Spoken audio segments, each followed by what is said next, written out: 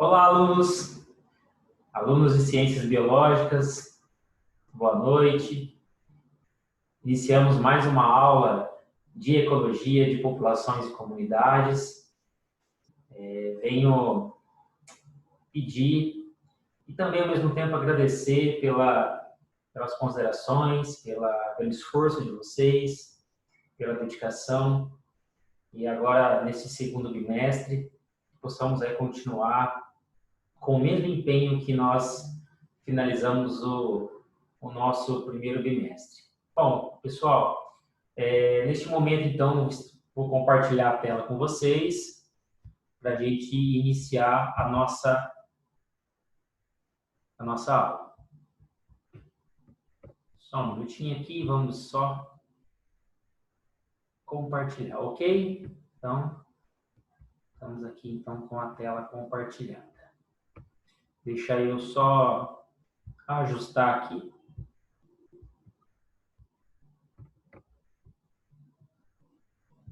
Muito bem.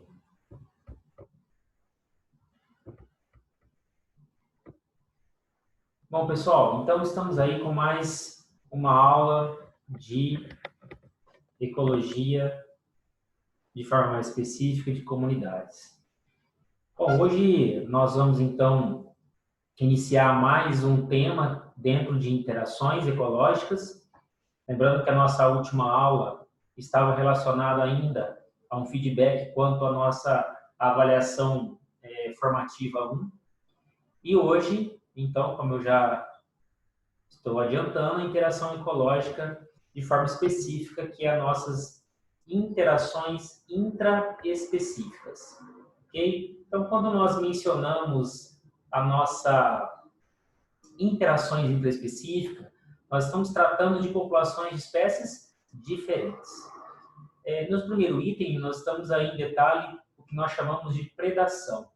Muito bem, a predação ela está associada a, no mínimo, duas populações que vão estar interagindo, e nessa interação vai acontecer que uma das populações, no caso, o predador, ele se encontra de uma forma positiva nessa interação. Já aqueles que estão sendo consumidos, né, ou as presas, melhor dizendo, vão sofrer aí um fator negativo. Por que vai interferir de forma negativa? Porque aqui nós estamos percebendo que então nós temos os efeitos negativos que vão afetar o crescimento daquela população que nós estamos considerando como presa e também a sua sobrevivência, já que o número de indivíduos está sendo afetados, está diminuindo justamente por causa da predação. Nós temos que entender que esses efeitos negativos para a presa, ela é um tanto curioso. Por quê? Porque ela necessita sofrer esse fator de predação, justamente para que você tenha um controle populacional.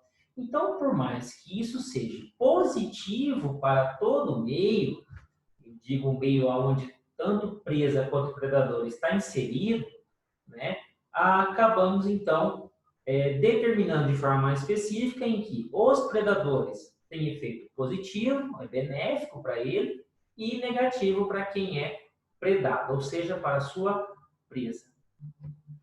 Então, uma coisa aqui que eu quero destacar para vocês, uma forma ainda de introdução, é que nós temos o ato, né, chamado de herbivoria. E a herbivoria é quando um organismo, esse consumidor primário geralmente é um animal, onde nós podemos destacar vários tipos de herbívoro, né? Ele possa estar consumindo, então, um produtor, que no caso aqui nós vamos considerar como herbivoria. A pergunta pode ser feita da seguinte forma: professor, então quer dizer que herbivoria ela é um tipo de predação? Exatamente. Só que herbivoria nós vamos destacar, né, na nossa segunda aula sobre interações intraespecíficas, dentro desse assunto predação, ok? Agora nós vamos destacar somente o item predação dentro desta aula. Bom, uma das coisas importantes que a gente deve destacar são adaptações. Muito bem, predadores, eles precisam ter a sua adaptação, e quando eu falo adaptação, ela está relacionada tanto à questão morfológica quanto fisiológica, para capturar, para poder adquirir sucesso na busca por alimentos, né? Então, o que nós percebemos aqui? Que à medida que o tamanho da presa, né, aumenta em relação, então, ao predador, a presa torna-se mais difícil de capturar, concorda? E o predador torna-se mais especializado. Então, aqui a gente percebe o seguinte. Bom, se a presa ela está tendo modificações, talvez por um processo genético, e isso leva-se um tempo, isso está dificultando para que o predador se alimente em relação à sua presa, então é necessário que o predador ele torne-se mais especializado. Ah, professor, ele vai se tornar especializado relacionado a esse tipo de presa que houve modificação? Depende. Pode ser que ele tenha uma plasticidade maior, ou seja, ele não fique dependendo necessariamente daquela presa que teve o seu tamanho, né, modificado. Então, quer dizer que ele pode, então, se especializar e se alimentar de outros tipos de oferta naquele ambiente. Tudo bem? Olha só, neste próximo slide, nós vamos aí só dar alguns exemplos da forma e função de algumas estruturas, então, baseado na morfologia, tá? Então, a gente tem que entender também que essas estruturas morfológicas, elas acabam se diferenciando, ou seja, modificando, conforme a oferta de alimento para esses animais. Então, eu chamo de predador e presa. Conforme a oferta de presa, conforme a oferta de alimento, as adaptações morfológicas, né, a forma e a função, também acaba se diferenciando. Né? E isso, então, é muito importante, principalmente, como nós vamos exemplificar aí, para a estrutura dos dentes de mamíferos, né? Que indica, então, diferenças ecológicas importantes. Então, olha só, aqui nós temos vários organismos, mas a gente consegue destacar, por exemplo, aqui, a questão da mandíbula, né? Tornando-se alguns animais mais robustos, né? A gente pode observar aqui também o roedor, né? Uma coisa importante também é o tamanho e a adaptação do crânio quanto à pressão da mandíbula, né, com a maxila. Outra coisa também que devemos destacar são os dentes, né, ou seja, a dentição desses organismos. Quando a gente percebe que os organismos, né, os predadores, necessitam de uma oferta de proteína, onde é necessário a captura e até mesmo dilacerar esse alimento, então o que a gente consegue identificar? Caninos mais acentuados, pré-molares também mais presentes nesse organismo, enquanto aqueles outros que fazem como se fosse uma espécie de filtração ou que se alimentasse de organismos que formam a base da cadeia alimentar, são organismos em que suas dentições vão modificando. Então, de repente, é necessário os molares mais desenvolvidos, mais presentes, para que possa, então, ter uma adaptação conforme a sua dieta. Tá bom? Então, a gente vai ver um pouquinho essas estruturas, um pouquinho mais de forma mais específica. Olha aqui que interessante. Aqui a gente percebe o cavalo, o veado, né, e o lobo. O que a gente consegue identificar aqui?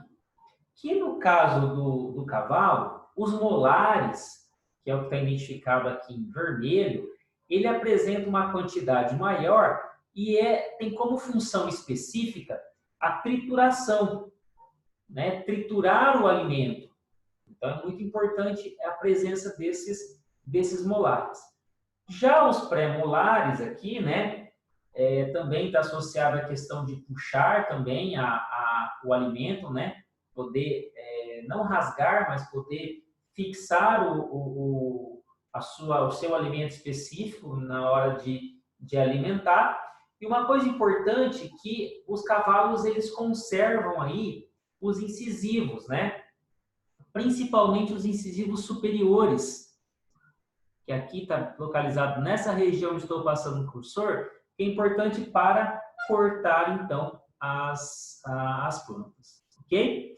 Então, nós temos aqui os molares com maior quantidade, bem mais presente, né? Um pouco menos de pré-molares, comparado ao que nós vamos ver agora aqui adiante, mas tem ainda conservando o incisivo superior. Por que eu estou falando superior? Pela desenvoltura, né, dessa dentição em cavalos.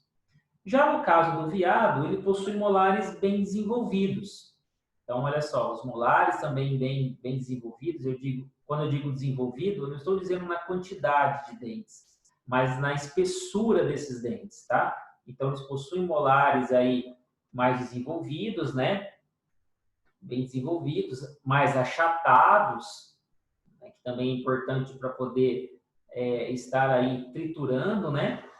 E uma coisa importante também aqui, que são os incisivos superiores, no caso aqui são a ausência deles, já que eles não utilizam para cortar o alimento. Então, os veados eles têm ausência de incisivos superiores, apesar de eles terem incisivos inferiores aqui, ó, mas não está associado com o que nós vimos na questão do veado com os cavalos.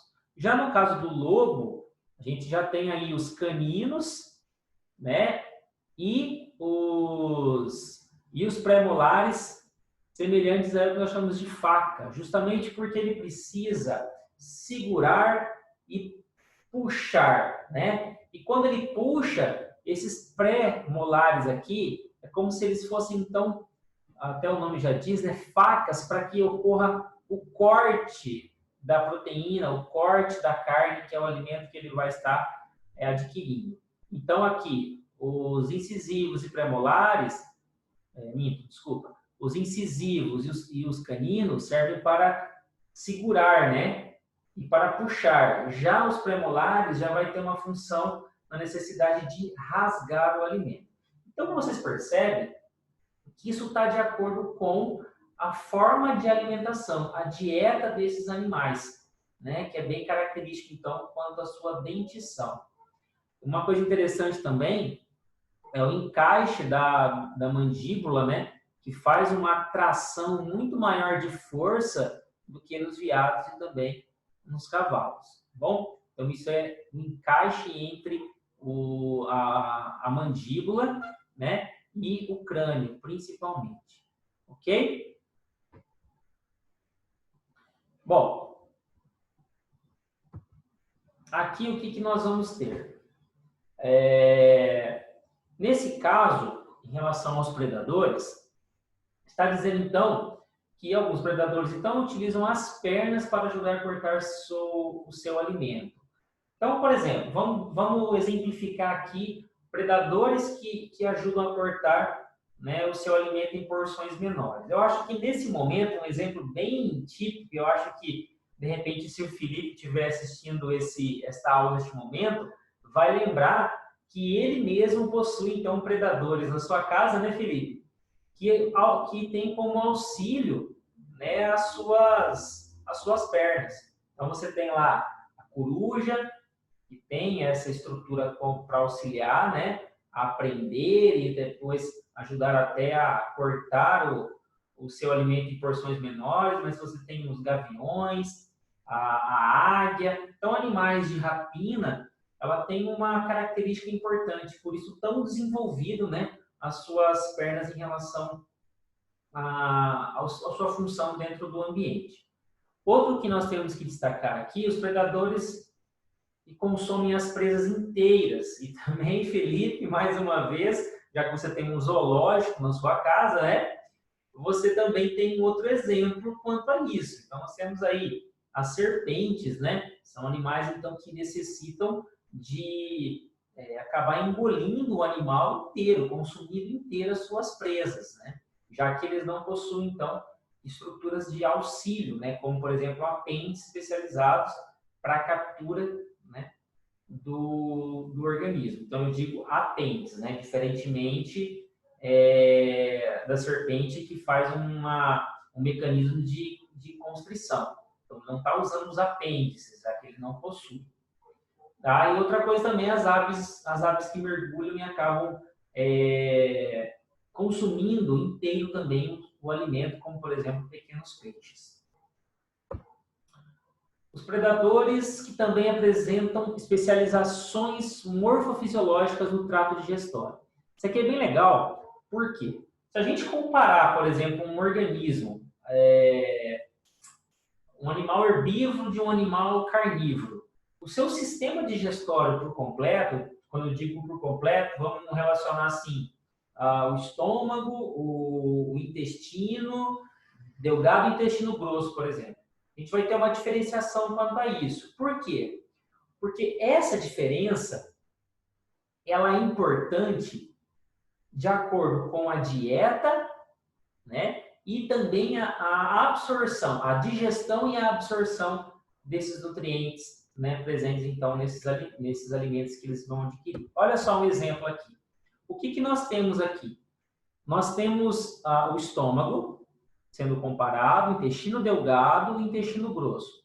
A gente consegue perceber que todo o sistema, o trato digestório, é maior no caso dos herbívoros. E como explicação disso é porque eles vão possuir mais eficiência no processo digestório e também na absorção, já que os vegetais, eles são de difícil processo digestório.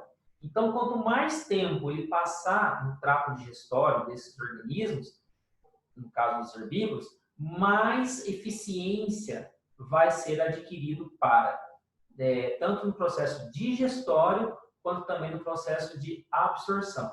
Então, é muito importante nós destacarmos isso dentro deste exemplo. Ok, pessoal? Estão entendendo? Estão conseguindo assimilar? Nós estamos falando aí de predadores e desses predadores, as suas adaptações morfofisiológicas quanto à eficiência na obtenção do alimento e dos nutrientes. Então, olha lá. Agora nós temos aí as presas têm adaptações para escapar de seus predadores. Isso aí a gente já sabe, isso aí a gente já imagina, isso aí nós já vimos em documentários. Muito bem. O que nós vamos exemplificar aqui? Olha lá. A presa, né?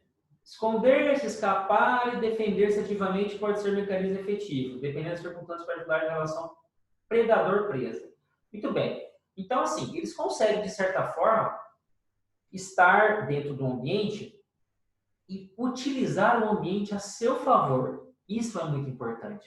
E nós vamos destacar isso aí, porque alguns já podem estar aí até adquirindo algumas teorias, a respeito disso, mas olha só que interessante. Vamos lá, continuando. Algumas presas produzem cheiros ruins ou secreções químicas.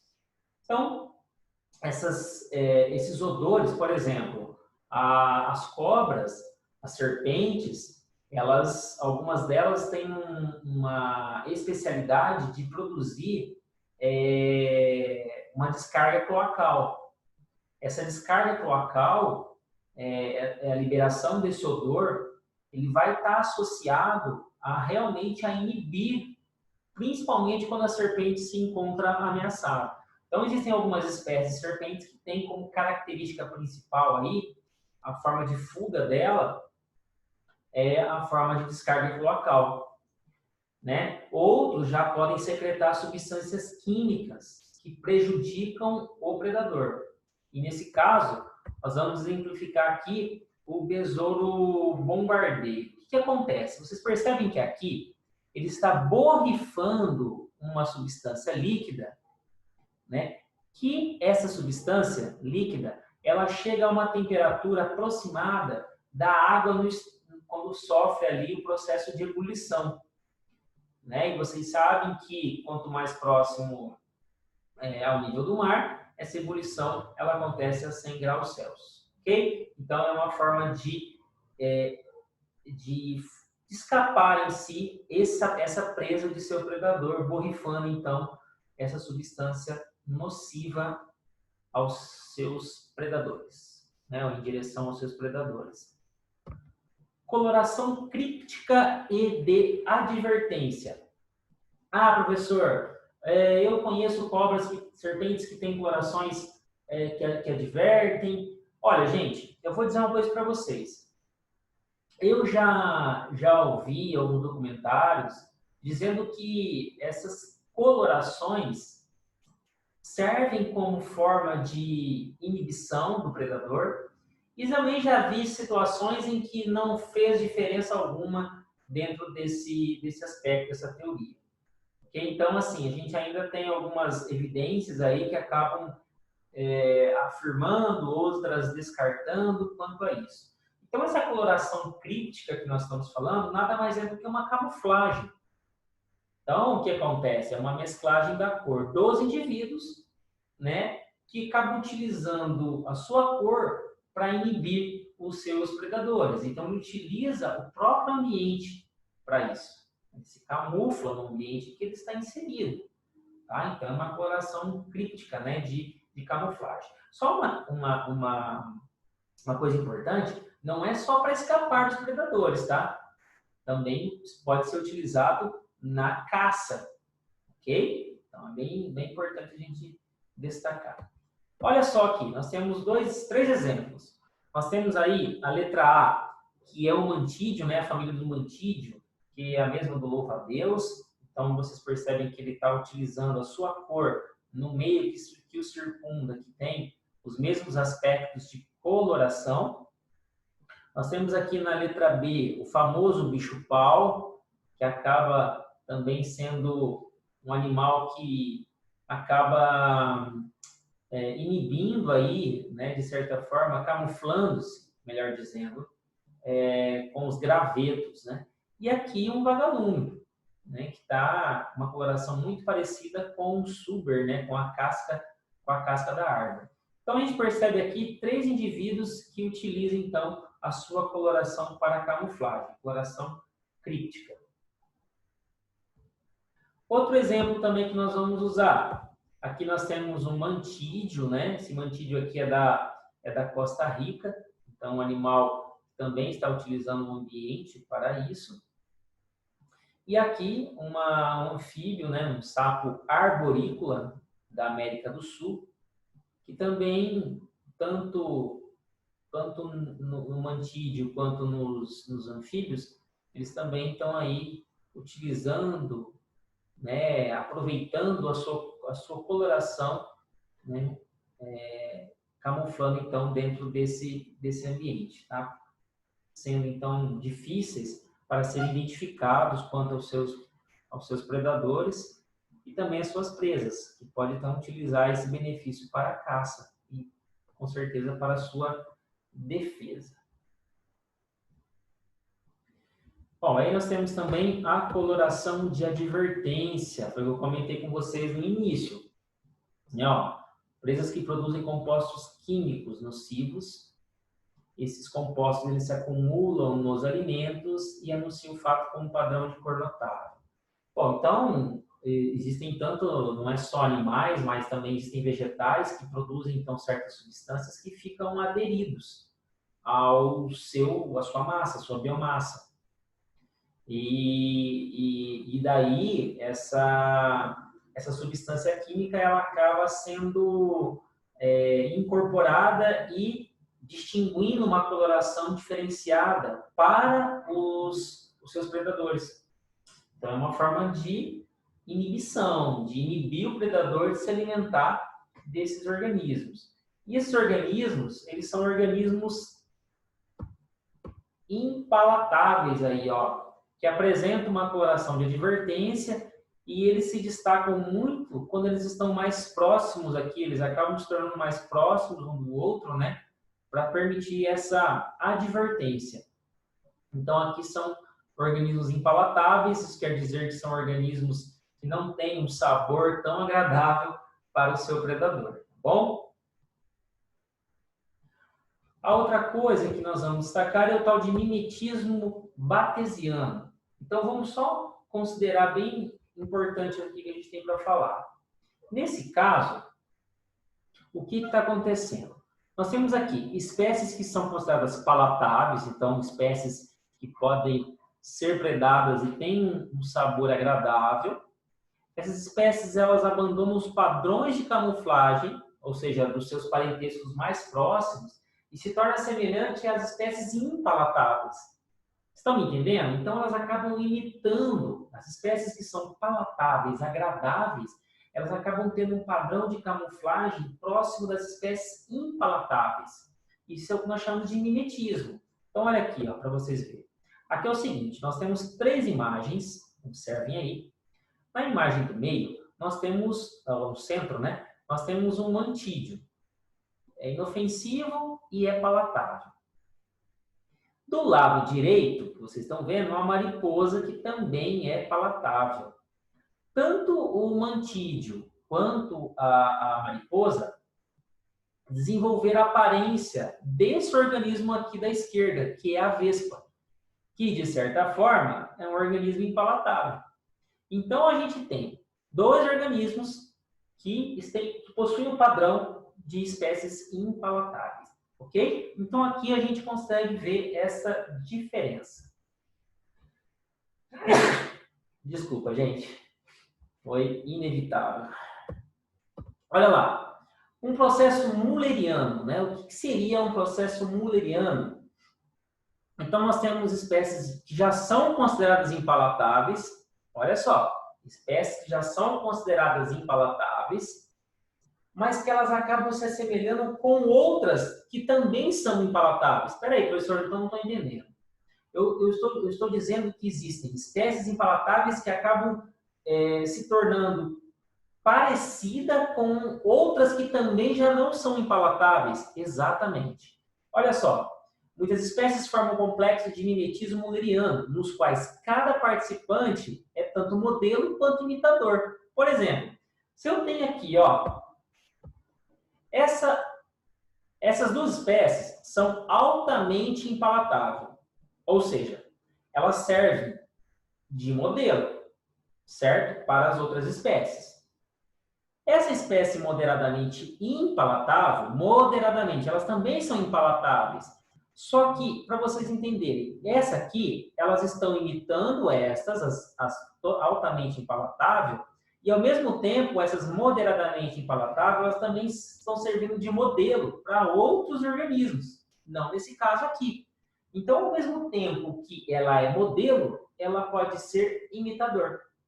Então, nesse caso, quem são os modelos? A altamente impalatável é um modelo? É. A moderadamente impalatável também é um modelo? Também é um modelo. Para quem? Para outras espécies que imitam a sua coloração. Ok? Então, a gente acaba considerando aí que a moderadamente impalatável está imitando as altamente impalatáveis. Se vocês me perguntarem quem são os modelos, tanto um altamente impalatável quanto moderadamente impalatáveis são também modelos. Tudo bem, galera? Bom, pessoal, este então é o nosso último slide da nossa aula de hoje. Espero que vocês tenham compreendido. Caso haja alguma dúvida, vocês sabem que vocês podem entrar em contato comigo via WhatsApp ou até mesmo pela plataforma Moodle. Esta aula vai estar disponível para vocês. Acessem o link lá para vocês poderem assistir esta aula. Uma coisa importante que eu quero destacar, não esqueçam de fazer a prova formativa. Vocês sabem que vale aí um conceito de notas e eu gostaria muito que vocês todos realizassem, né, da melhor forma possível. Certo, pessoal? Bom, eu vou ficando por aqui. Espero, então, mais uma vez que vocês tenham entendido. Agradeço a compreensão e a disposição de vocês. Um ótimo abraço. Estou com saudade de vocês. A gente precisa ter muita persistência, muita serenidade nesse momento. E tudo de bom para vocês. Um grande e apertado abraço.